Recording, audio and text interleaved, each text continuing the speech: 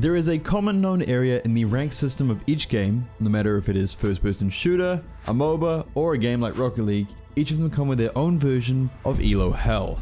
Now, for those of you who don't know, ELO Hell refers to portions of the matchmaking ranking spectrum where individual matches are of poor quality and are often determined by factors such as poor team coordination, which are perceived to be outside of the individual player's control. This makes it difficult for skilled players to climb up the matchmaking ranking and out of ELO Hell due to the difficulty of consistently winning games under these conditions. Now, if that seems like a bit much for you to take in and too many words at once, let me put it in some more familiar terms. You're a low rank player who feels you can do everything you need to climb out of your rank, but when it's game time, you find that the players on the team around you make too many mistakes for you to deal with and you lose games. This is a very common scenario, and if this is you, then stick around as we take a deeper look into ELO Hell and the things you can do to work your way out of it. The term ELO Hell was initially used in League of Legends, where solo performance is often not enough to carry your team to a win, and you all need to pull your weight and hold your own in order to win the match.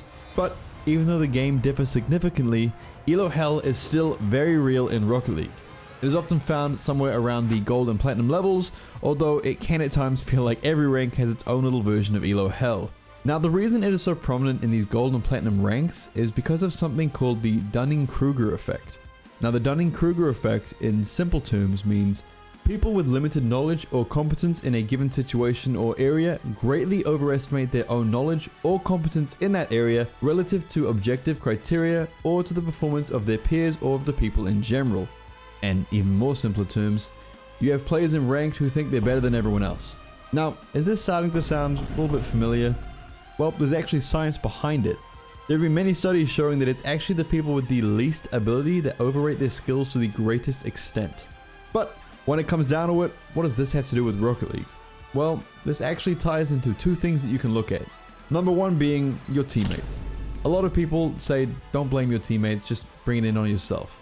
But you also have to understand at this level that you will have players who think they are God's gift to the game and that they are the best player on the field, even when they blatantly aren't.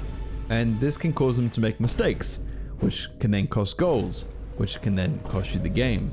This is a very real reason as to why many of you can't rank up. It's the truth.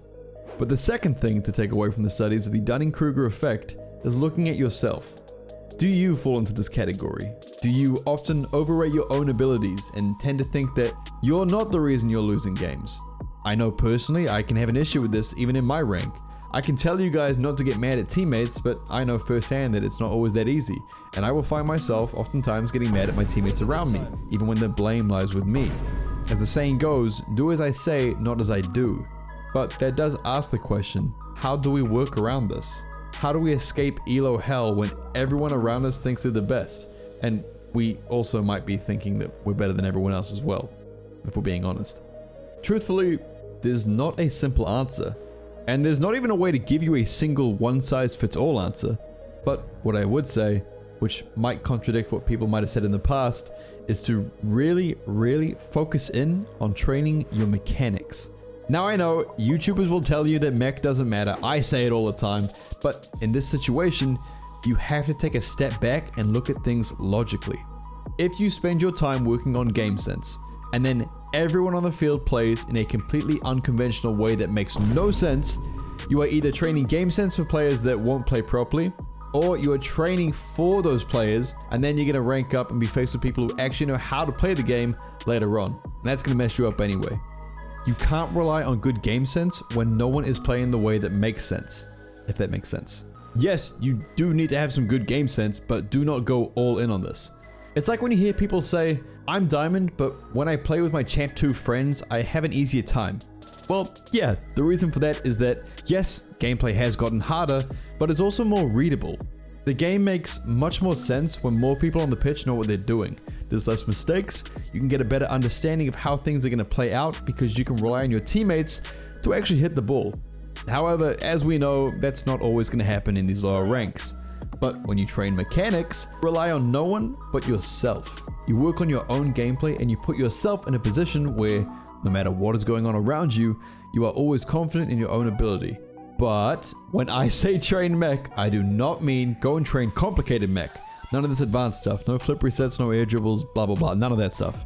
The mechanics I want you to train if you want to climb out of these low ranks are basic shooting, which includes power shots, accuracy, and air roll shots. Recoveries, which include landing on your wheels at all times, half flips and wave dashes off the walls. Flicks in general, basic aerials, and good boost management. Now the easiest way to train all of this? Yep, 1v1s. It gives you the most time on the ball, the most chances to work on your dribbles, on your flicks, to work on your shooting, boost management, everything. Plus, it has the added bonus of being possibly the most tilting game mode. So, it's going to build up your mental fortitude when it comes to getting over rage. The other thing ones does is it makes you a fantastic player to have as a teammate. If you have a teammate who is a ones main, you know that whenever they have the ball, you can rely on them to be able to make some sort of play. Whereas, if you're teamed up with someone who never plays ones, once they get the ball, they are probably going to bang the ball away down the field to the opponent. This is even more important when you want to climb in 2v2s. 2s is like 2 games of ones at the same time, if that makes sense. You can treat it exactly the same. Just imagine you're playing ones the whole time. You get the ball, you beat one opponent, and now you're in another 1v1. Except, now that we're playing 2s, whatever happens in this next 1v1, you have backup. You can take a 50-50 and your teammate is there to help you. You can shoot and your teammate is there for the rebound. Once you start treating 2v2s like ones, but 2 games of ones, it won't really matter what your teammate does or if they're playing badly or not, because you should always be covering attack and defense, just like ones. The way you are going to climb out of elo hell is through becoming a better player fundamentally. Not having to rely on anyone, and over time, you are basically just going to carry yourself out of your rank. You become a better solo player, a better teammate, and a much harder player to come up against because you are so capable within yourself. And I know, it obviously doesn't just take a few ones games, but that's not the point. I'm not saying this is going to take you 3 games and then you're going to be good. You aren't going to get it straight away, but once you do start making that push and actually working on yourself over trying to work around others, you're going to find that all aspects of your gameplay start to improve. You can look at some of the best players in the world. First Killer, Squishy, Joyers, Monkey Moon, Daniel, they all have a history of ones.